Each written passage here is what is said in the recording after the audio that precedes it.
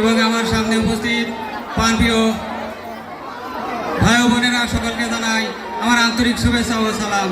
আসসালামু আলাইকুম। আসলে মহাবিশ্বের প্রত্যেকটি কাজের ভিতরে একটা উদ্দেশ্য থাকে। আজ যেমন আমরা এখানে উপস্থিত হয়েছি, এর পিছনে একটা কারণ আছে। আজ 2021 সালের এসএসসি পরীক্ষার্থীদের তথা আমাদের বিদায় অনুষ্ঠান। সেই ইংরেজিতে একটা কথা আছে, time which is lost once is lost forever. সময় যা একবার চলে যায় তা চিরদিনের জন্যই চলে যায়। তাই কবি বলেছিল, হারানোর সময় আসবে না তো ফিরে, কি করবে তুমি জনম ভরা কেঁদে, হারানোর সময় আসবে না তো ফিরে। ইংরেজিতে আমরা একটা প্রবাদ বাক্য জানি যে time and tide wait for নান।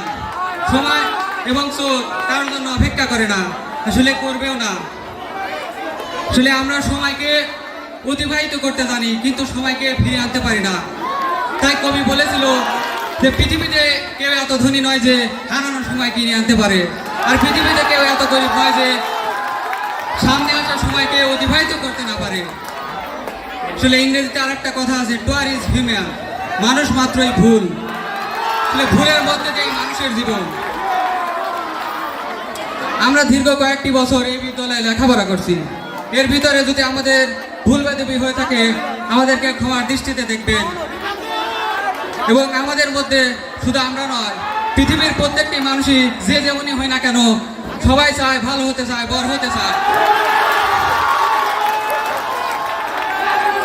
আসলে যে সকল জাতি উন্নত শীর্ষ স্থানে পৌঁছেছেন, তারা সবাই সময়ের সঠিক শব্দ ব্যবহার করছেন। Those who nation had reached top position in the world, they would make proper use of time. তাই আমাদের উচিত সময়ের সঠিক শব্দ ব্যবহার করা। So we should make proper use of time. আসলে কি বলবো, এই বিদ্যালয় যেন একদিন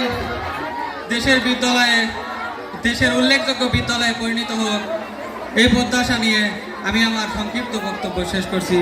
আসসালামু আলাইকুম।